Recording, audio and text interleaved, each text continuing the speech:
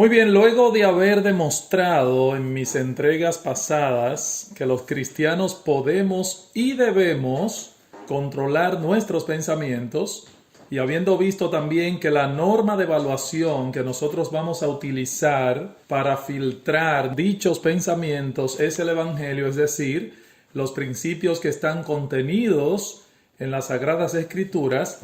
Después de haber visto esto, hoy yo quiero continuar mi tema con otros dos aspectos más que podemos extraer de nuestro pasaje, Filipenses capítulo 4, versículo 8, el cual le invito a que por favor lo pueda buscar en su Biblia y leer conmigo otra vez este texto. Ojalá que ya usted se lo sepa de memoria. Filipenses 4, 8.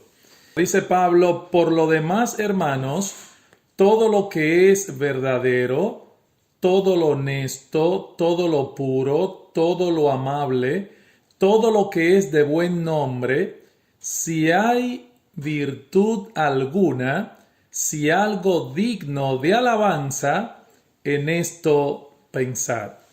Hay una tercera cosa, un tercer principio que el apóstol Pablo nos enseña en este pasaje acerca del control de los pensamientos, y es que se trata de algo tanto positivo como negativo. Repito, se trata de un aspecto tanto positivo como negativo, este asunto del control de los pensamientos.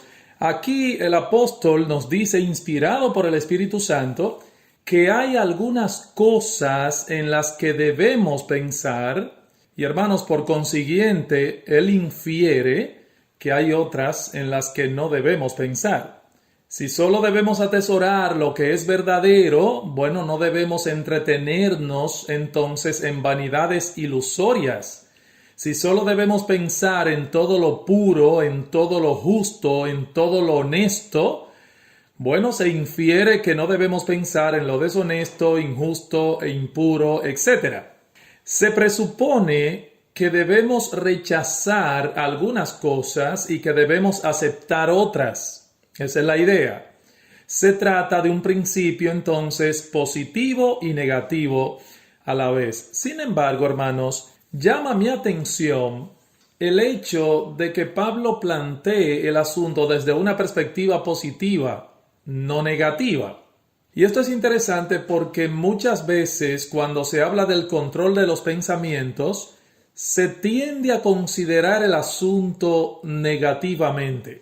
Los cristianos no deben pensar en esto.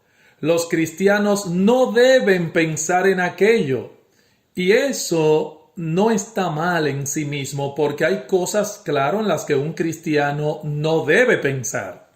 Pero lo cierto es, hermanos, que Pablo nos dice más bien en el texto que hay cosas en las que usted y yo, si somos creyentes, debemos pensar.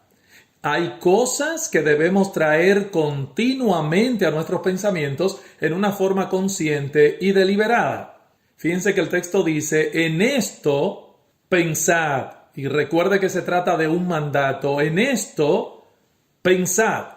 Pensad. Consideren estas cosas, tráiganlas a su mente en una forma continua. Así que no se trata únicamente de rechazar los malos pensamientos, no. Se trata más bien de cultivar un hábito piadoso de pensar. Fíjense, así como el cristiano se distingue del no cristiano en una serie de cosas que se pueden ver y palpar, ¿saben, hermanos, dónde radica la verdadera diferencia entre uno y otro? Entre un creyente, un cristiano y uno que no le teme a Dios, un inconverso. ¿Dónde radica la verdadera diferencia? ¿Dónde radica la diferencia entre ambos? Bueno, los cristianos piensan de una forma y los inconversos de otra. Tenemos perspectivas de la vida distintas y por consiguiente pensamos de una forma distinta. Claro, algún incrédulo podría por cierta cantidad de tiempo actuar como un cristiano. Es más, podría durante un tiempo engañar a muchísima gente. Los cristianos vienen a la iglesia, él va a la iglesia. ¿Los cristianos leen la Biblia? Bueno, él lee la Biblia. ¿Los cristianos oran antes de comer? Él ora antes de comer. ¿Los cristianos no usan ciertas ropas? Él no la usa tampoco. ¿Los cristianos no van a ciertos lugares? Él tampoco va. Y hay personas a su alrededor que creen que ese individuo es cristiano por su forma externa de comportarse. Ahora, ¿saben algo, hermanos? Si pudiéramos leer los pensamientos de tal individuo, nadie se engañaría. Nadie se engañaría. Porque nosotros somos lo que pensamos. Recuerden eso, hermanos. Se lo enseñé en mi primera entrega. Nosotros somos lo que pensamos. Por eso yo estoy de acuerdo con alguien que dijo y escribió una vez que nosotros somos realmente lo que somos cuando estamos solos. Nosotros somos realmente lo que somos cuando estamos solos. No cuando estamos en la iglesia, en el culto, los domingos por la mañana. No, hermanos.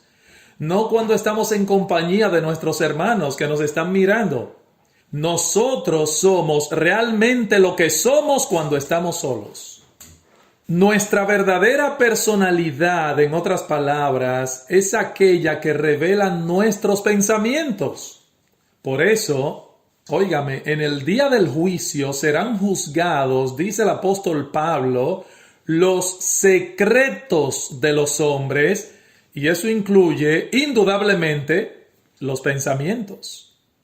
Ahora bien, hermanos, estos pensamientos de los que Pablo habla aquí en Filipenses capítulo 4, versículo 8, no siempre llegan a nosotros por sí solos, o sea, no vienen por sí solos. Nuestra memoria no glorificada tiende a recordar lo que deberíamos olvidar y tiende a olvidar lo que deberíamos recordar. Ese es un problema, hermanos, de nuestra naturaleza caída, nuestra memoria no glorificada.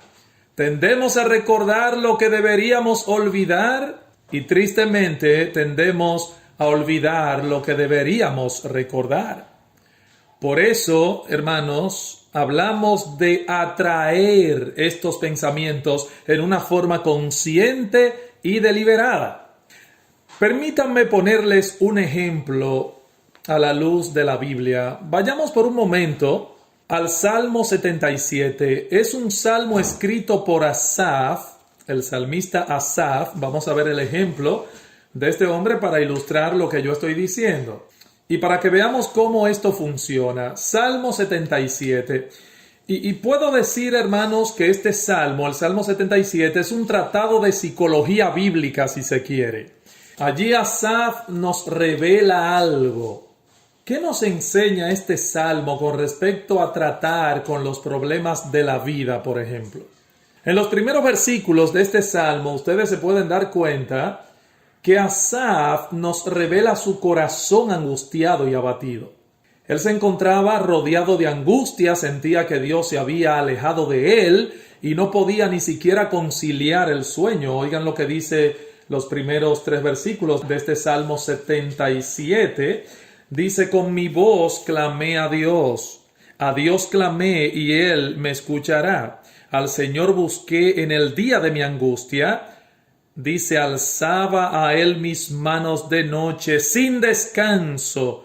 Mi alma rehusaba consuelo, me acordaba de Dios y me conmovía, me quejaba y desmayaba mi espíritu. Este hombre llegó a tener un corazón quejoso, hermanos. Vean versículos 7 al 9 de este Salmo 77 también. Dice allí, desechará al Señor para siempre y no volverá más a hacernos propicio. Versículo 8, ha cesado para siempre su misericordia, se ha acabado perpetuamente su promesa, ha olvidado Dios el tener misericordia, ha encerrado con ira sus piedades. Hermanos, este hombre había perdido el control de sus pensamientos, su alma estaba argumentando sin control. ¿Y qué hizo Asaf en medio de su angustia? Detuvo, óigame, oportunamente su propia argumentación y comenzó a pensar como un creyente. Versículo 10 dice, Dije, enfermedad mía es esta. Traeré pues a la memoria los años de la diestra del Altísimo, versículo 11. Me acordaré de las obras de Jehová. Sí, haré yo memoria de tus maravillas antiguas. Meditaré en todas tus obras y hablaré de tus hechos. ¡Wow! Entonces dije, dice este hombre, he ahí, hermanos, he ahí el hombre reflexivo. Él dice, enfermedad mía es esta, traeré. Noten, hermanos, todos los verbos que aparecen allí en la primera persona en voz activa. Yo traeré a la memoria los años de la diestra del Altísimo. Yo me acordaré de las obras de Jehová. Sí, dice él, haré yo memoria de todas tus maravillas. Y versículo 12 dice, meditaré en todas tus obras y hablaré de tus hechos. ¿Qué vemos aquí, hermanos? Que en una forma consciente y deliberada, este hombre trajo a su mente aquellos pensamientos que detendrían su depresión y su angustia. Noten, de hecho, lo que hizo el salmista Asaf para vencer el afán y la ansiedad. Lo que él hizo no fue pensar positivamente, no, como dice la filosofía del pensamiento positivo. Él no pensó positivamente. Lo que él hizo fue enfrentar su problema como creyente. Vean los versículos 13 al 20 de este Salmo 77, versículo 13 al 20 dice, oh Dios, santo es tu camino. ¿Qué Dios es grande como nuestro Dios? Tú eres el Dios que hace maravillas. Hiciste notoria en los pueblos tu poder. Con tu brazo redimiste a tu pueblo, a los hijos de Jacob y de José. Te vieron las aguas, oh Dios. Las aguas te vieron y temieron. Los abismos también se estremecieron. Las nubes echaron inundaciones de aguas. Tronaron los cielos y descurrieron tus rayos. La voz de tu trueno estaba en el torbellino. Tus relámpagos alumbraron el mundo, se estremeció y tembló la tierra. En el mar fue tu camino y tus sendas en las muchas aguas, y tus pisadas no fueron conocidas. Condujiste a tu pueblo como ovejas por mano de Moisés y de Aarón. Hermanos, ¿qué vemos aquí? Ese es nuestro Dios, el Dios que redimió a su pueblo de la esclavitud de Egipto, el Dios que abrió el mar en dos.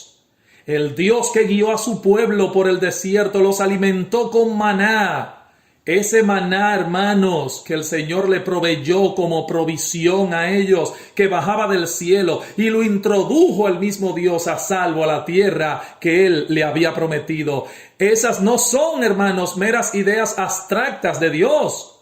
Por eso este hombre trae a su memoria hechos concretos. Y en esos hechos concretos, Él descansó.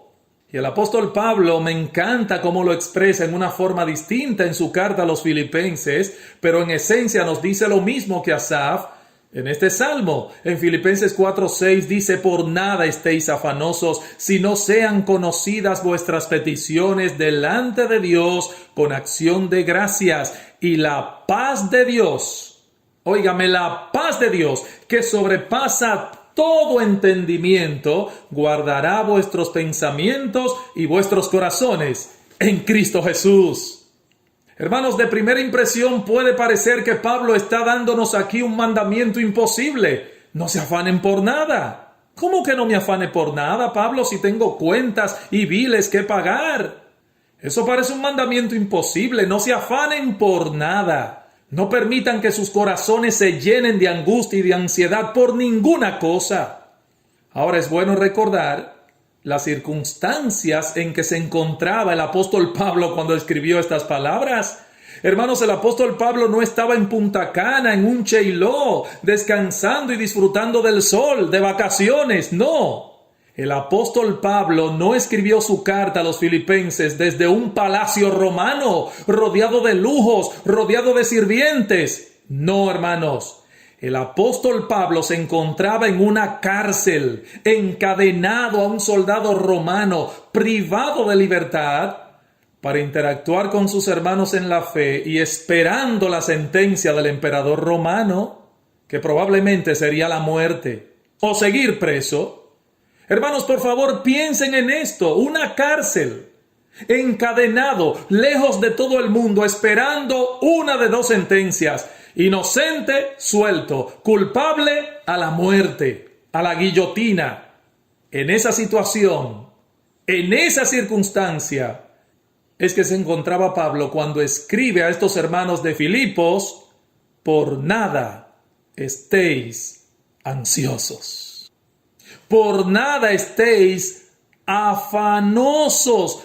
Y yo, hermanos, supongo que cuando los hermanos de Filipos recibieron esta carta, llegó la carta del apóstol Pablo, enviada desde la prisión. La trajo al hermano fulano de tal. Yo me imagino. Comienzan a leer la carta y llegan a este punto. Todo el mundo pensando en el apóstol Pablo, allí encadenado, escribiendo su epístola. Y quizás allí había una hermana en la iglesia afanada y angustiada porque no había podido comprar aquel vestido que ella quería. O tal vez estaba otra hermana soltera que no encontraba con quién casarse. Otro hermano soltero que está angustiado por otra cosa. Y ahora llegan estas palabras escritas desde una prisión de mala muerte: no se afanen por nada. Hermanos, qué amonestación. No se afanen por nada. Pero como Pablo no era un escapista, él no lo dejó allí. Él era un verdadero pastor de almas, el apóstol Pablo. Y él proveyó a estos hermanos un verdadero antídoto para el afán. Versículo 6: por nada estéis afanosos, si no sean conocidas vuestras peticiones delante de Dios. Hermanos, he aquí el antídoto positivo del mandamiento. No se trataba simplemente de dejar de hacer algo, dejen de afanarse, sino también de contrarrestar eso haciendo otra cosa. En vez de afanarse, ¿qué debían hacer? Debían orar. Pero aclaro, no porque la oración nos ayude a asumir una actitud positiva ante la vida, no. Eso no es lo que Pablo nos está diciendo aquí. Si ustedes ven un poco más de cerca sus palabras, verán a qué se refiere Pablo. Por nada estéis afanosos, si no sean conocidas vuestras peticiones delante de Dios en toda oración. Delante de Dios en toda oración. Y me gusta esta palabra que Reina Valera traduce como oración. Es un término general que se utiliza para señalar aquella acción del hombre que viene a ofrecer a Dios sus súplicas y ruegos, pero siempre tomando en cuenta a aquel a quien se ofrecen tales cosas. En otras palabras, el énfasis de la palabra oración que Pablo usa aquí no recae sobre la petición, sino en el Dios a quien se le pide la petición. En vez de afanarnos, ¿qué dice Pablo? Debemos venir delante de Dios, traer nuestras cargas a su presencia, pero tomando en cuenta quién es ese Dios al cual hemos venido a implorar. Ven a la presencia de Dios, dice Pablo, pero por un instante poner a un lado el problema que estás atravesando y que te está atormentando. Y luego que hagas eso, entonces considera primero delante de quién estás. Estás en la presencia de Dios. Has venido a postrarte delante de Dios. Alguien dijo con mucha razón que muchas de nuestras oraciones carecen de Dios. No en el sentido de que no son ofrecidas o dirigidas a Él, claro que no. Sí se dirigen a Él, pero carecen de Dios en el sentido de que cuando estamos orando, no ponemos a ese Dios delante de nosotros como deberíamos ponerlo. Y llegamos más bien con una agitación de corazón, atropelladamente a decir a Dios todo lo que nos pasa. Ese fue el gran error que cometió Saúl y todos aquellos guerreros que estaban con él cuando Goliat desafió al pueblo. ¿Se acuerdan? David y Goliat. El pueblo se puso a comparar el tamaño del gigante con ellos mismos y lo vieron demasiado grande. Pero entonces vino David y comparó a Goliat con el tamaño de Dios. Y dice David: ¿quién es este filisteo incircunciso para que provoque los escuadrones del Dios viviente? Hermanos, yo me pregunto, ¿qué tenía David delante de sí? David tenía delante de sí a Dios. Y delante de Dios, Goliat era menos que una pulga. Delante de Dios, ese gigante se convirtió repentinamente en un mime, en una pulguita al cual ningún judío verdadero podía tenerle miedo. ¿Qué hicieron los discípulos cuando los gobernantes de Israel los echaron en la cárcel y los amenazaron para que no predicasen en nombre de Cristo? ¿Qué hicieron? Alzaron unánimes la voz a Dios, dice Lucas en Hechos capítulo 4, verso 24, y dijeron: soberano Señor, tú eres el Dios que hiciste el cielo y la tierra, el mar y todas las cosas que en ellos hay. Y así continuaron. Eso es lo que significa venir delante de Dios en toda oración. Estos discípulos hicieron lo mismo que hizo Asaf. En una forma consciente y deliberada, trajeron a su mente hechos concretos, hechos en los que podían descansar. Ciertamente Dios es soberano, ¿o no lo es? Ese es un hecho, hermanos. No una emoción, no es una mera idea, es un hecho. Dios es soberano, el Dios a quien tú y yo le servimos es soberano y está sentado en su trono y controla todas las cosas con la palabra de su poder. Hechos, no son pensamientos hermosos y positivos, son realidades. En esto pensad. Que Dios te bendiga.